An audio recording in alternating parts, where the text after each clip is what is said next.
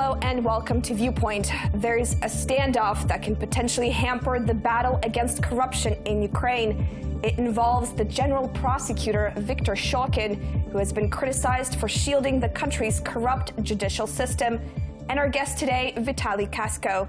Mr. Kasko recently spearheaded the arrest of two high-profile prosecutors in Ukraine. Following this, professional relations between him and Mr. Shokin went sour. So what exactly is going on? Vitaliy Kasko joins me in our studio to explain. Welcome to Viewpoint. Hello, Tamara. So a top U.S. diplomat, and it seems like the general Ukrainian public, is asking one question. Why is Mr. Shokin still in office? That's really hard to answer this question for the Deputy Prosecutor General, because I'm working as a Deputy Prosecutor General, and this is the competence of the Parliament and the President to decide who should be the Prosecutor General in Ukraine. I think that it's the main responsibility of the President to decide and to assess the competence of the Prosecutor General. As far as the President recommended to the Parliament Mr. Shokin as a Prosecutor General, it's up to him to decide whether it is effective, whether the fight with corruption is effective in the office, and whether the current Prosecutor General is what the country really needs at the moment. So on what conditions do you think he will leave? In my view, it depends on the President. So there is a lot of criticism in Ukrainian media and also from the non-governmental organizations about the different issues in the prosecution service, like fight with corruption, investigation of Maidan events, investigation of corruptional cases, corruption in the prosecution service, and finally the lack of reforms in the Prosecutor General's office. And I think that all these factors in general, as a whole, should be taken into account, and appropriate assessment should be done. But it seems like he has the support of the Ukrainian president, Petro Poroshenko. Now, why do you think that is so? I don't know. That's really hard to assess. I think that this is rather the question to the president. Mm-hmm. After you recently made a statement in the press that there's a lack of reforms in the prosecutor's office and corruption is still present as much as ever, and within the next few days, a Kiev court opened a case against you, particularly into the amount of apartments in your possession. Now, can you kind of explain what's going on here? I think that, as you already said, this was the reaction to my interviews. First of all, participation in talk show Schuster Leave, and then my interview to BBC Ukraine and other medias about lack of reform in the Prosecutor General's office, and also as far as the question about corruption arose during the interview, I explained my opinion that the level of corruption is still very high in the Prosecutor General's office and in the prosecution service as a whole. And unfortunately, this is true. So it's really hard to pretend that it is not so. So do you feel like there's a connection between this court case, which has been opened against you, and your comments? There are two factors. One is reaction to my interviews, and another factor is that they are now in the end of investigation of the second case against these two high-profile prosecutors. So you remember that in the end of last year, they sent to court one case about these are the diamond bribery. prosecutors. Yes, yeah. yes, about bribery. And now they are in the end of investigation of the other case against one of these high-profile prosecutors, and they are planning to send it to court in the near future. And as far as I understand, this was the other factor why this dirty media campaign was focused on me again. Exactly, on you, and why it's being kind of followed up on. Yes. Do you think that you're going to be made a scapegoat in the General Prosecutor's office? What do you mean? Do you think you'll be blamed for everything that's going on wrong and for a lack of reforms? And obviously, your boss, Mr. Viktor Shokin, is not in the best relations with you. The trend they are now observing. So this is the reaction to my assessment of this situation. And again, it's very strange that it's not possible to openly express opinion about what's going on in... Especially critical opinion. Unfortunately, critical opinion. I would be happy to say something non-critical about the reform of the local prosecutors, but, you know, what are the results and why the results are like this?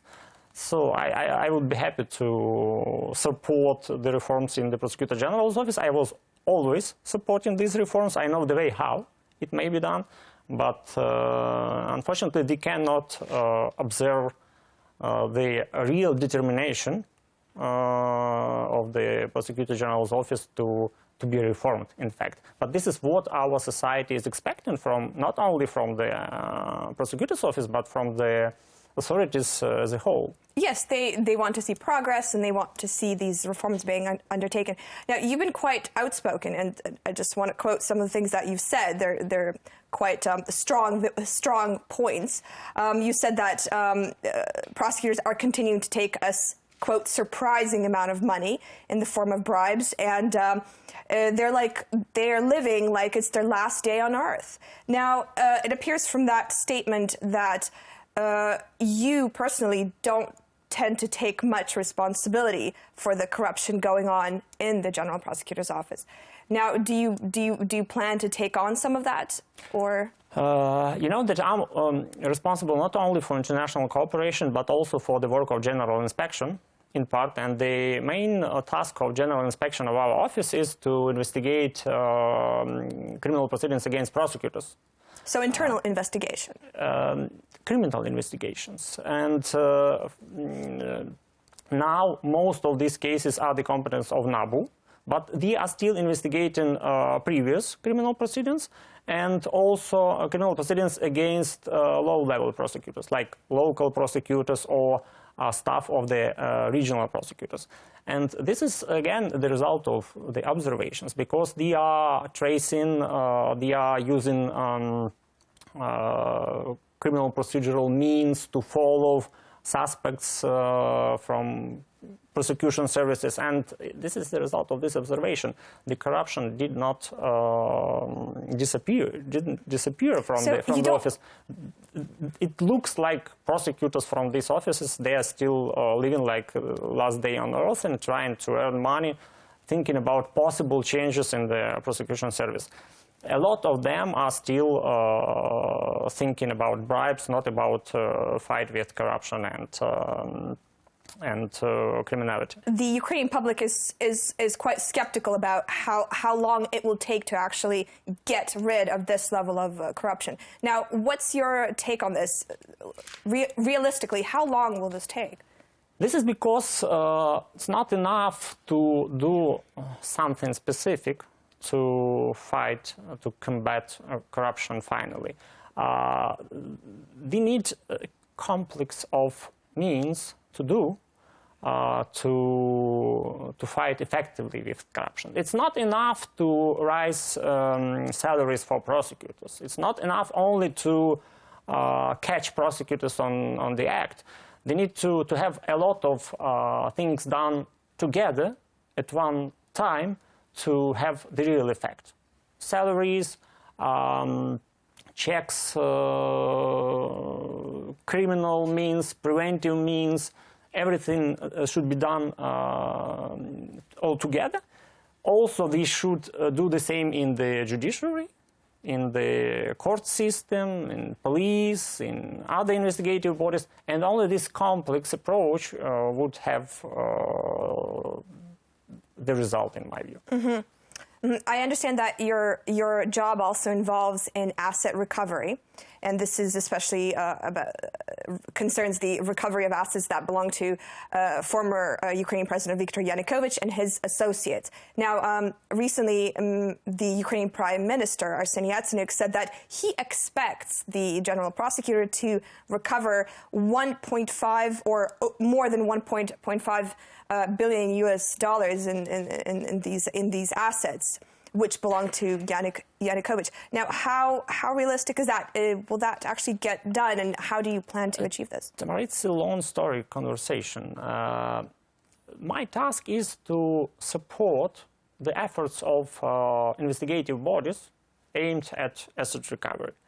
At the moment, we have a situation like that. Most of the assets are frozen due to sanctions used by the European Union and other Ukrainian partners abroad, Switzerland and other countries. All these assets are waiting for results of criminal investigation in Ukraine. So what they need, or our partners need, our partners abroad, they need convictions in Ukraine, sentences against former high-ranking officials, or PAPs, if you wish.